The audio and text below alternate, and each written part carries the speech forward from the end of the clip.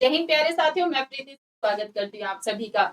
Indian polity के top 50 question already मैं आपको करा चुकी थी। 50 नंबर क्वेश्चन मैंने आपको होमवर्क में दिया था। क्या था? दिल्ली में लोकायुक्त की स्थापना कब हुई? और आप सभी ने एकदम शानदार आंसर दिया। इसका राइट आंसर 1995 ही है, 1995। आप सभी ध्यान रखेंगे। चलिए जी नेक्स्ट क्वेश्चन की तरफ मूव करते हैं। राज्यसभा को भंग करने का अधिकार किसे है? तो भाई राज्यसभा को भंग करने का अधिकार इनमें से किसी को भी नहीं है। क्या डी राइट आंसर होगा? क्योंकि डियर फ्रेंड्स, अगर हम राज्यसभा की बात करें, राज्यसभा कैसा हाउस है? एक परमानेंट हाउस है, यानी कि स्थायी सदन है। इसलिए राज्यसभा को कभी भी भंग नहीं किया जा सकता। अगर राज्यसभा के स्थान पर यहाँ पर लिखा होता कि लोकसभा को भंग करने का अधिकार किसको है, तो आपका आंसर होता भारत के राष्ट्रपति को, यानी कि प्रेसिडेंट ऑफ इंडिया को। क्योंकि लोकसभा हमारा कैसा सदन है? लोकसभा एक अस्थायी सदन है। ये सारी चीजें आप ध्यान रखेंगे। नेक्स्ट क्वेश्चन की तरफ मूव करिएगा। अध्यक्षात्मक सरकार में राष्ट्रपति डैश होता है? आपका आंसर होगा विधानमंडल से स्वतंत्र। नेक्स्ट क्वेश्चन, भारतीय संविधान का कौन सा अनुच्छेद भारतीय संसद को संविधान में संशोधन करने का अधिकार देता है? भाई संविधान में संशोधन करने का जो राइट है वह किस अनुच्छेद के तहत दिया गया है? आर्टिकल 368। और भारतीय संविधान में संशोधन करने का अधिकार किसको है? यह क्वेश्चन भी कई बार पूछा गया है, तो आपका आंसर होगा संसद को, भारतीय संसद को। नेक्स्ट क्वेश्चन देखिएगा। ये एक्सप्लेनेशन यहाँ पर दी गई है, आप आराम से पढ़ लेना। भारतीय संसद में शून्य काल, जीरो आवर निम्नलिखित में से किस समय शुरू होता है? यूपी पीसीएस बीपीएससी में हमने कई बार यह क्वेश्चन देखा, तो आप ध्यान रखेंगे भाई। जो शून्य काल है वह दोपहर 12 बजे से 1 बजे स्टार्ट होता है, और जो प्रश्न काल है वो 11 बजे से 12 बजे के बीच होता है। दोनों ही क्वेश्चन हमारे कॉम्पिटिटिव एग्जाम्स में कई बार पूछे गए, इस चीज का आप विशेषकर ध्यान रखेंगे। नेक्स्ट क्वेश्चन, कौन अंतरराज्यीय परिषद की स्थापना कर सकता है? अंतरराज्यीय परिषद की स्थापना करने का राइट प्रेसिडेंट ऑफ इंडिया को है, यानी कि भारत के राष्ट्रपति को है।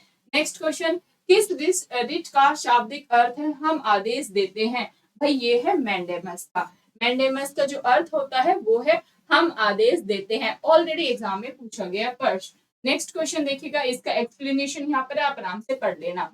न्यायमूर्ति यूसी बनर्जी आयोग का गठन कब किया? किस समय किया गया? गोधरा दंगों की जांच के लिए किया गया था। नेक्स्ट, किसी राज्य में अनुच्छेद 356 के अंतर्गत राष्ट्रपति शासन सामान्यतः अधिकतम कितनी अवधि के लिए लगाया जा सकता है? तो भाई अधिकतम अवधि अगर आपसे पूछ लेंगे तो आपका आंसर क्या होगा? 3 वर्ष के लिए। अगर डियर फ्रेंड्स हम बात करें आपातकाल की, तो भारत में 3 प्रकार की इमरजेंसी यानी कि आपातकाल लगाए जाते हैं।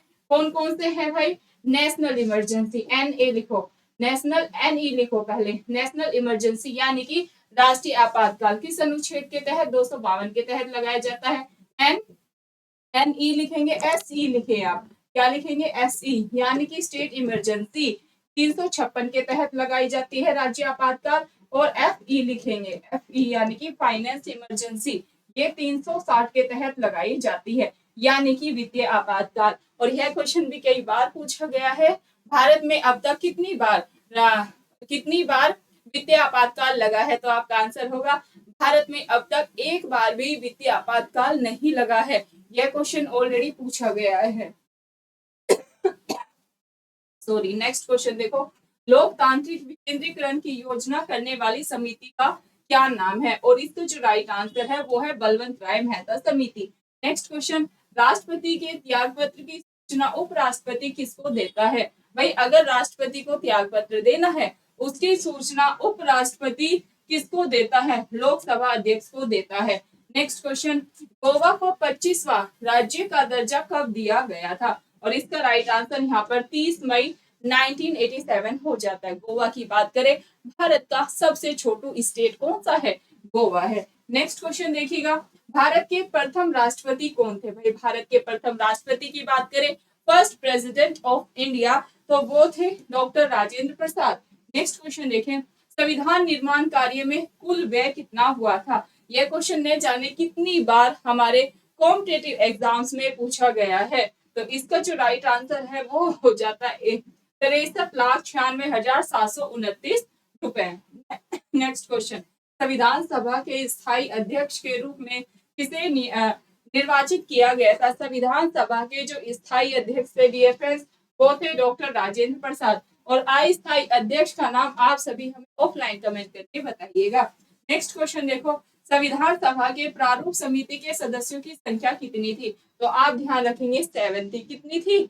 7 थी। अच्छे से आप क्लास में ही याद कर लेंगे। नेक्स्ट क्वेश्चन, संविधान सभा के प्रारूप समिति के अध्यक्ष किसे नियुक्त किया गया? और इसका जो राइट आंसर हो जाता है वो होगा बाबा साहेब अम्बेडकर।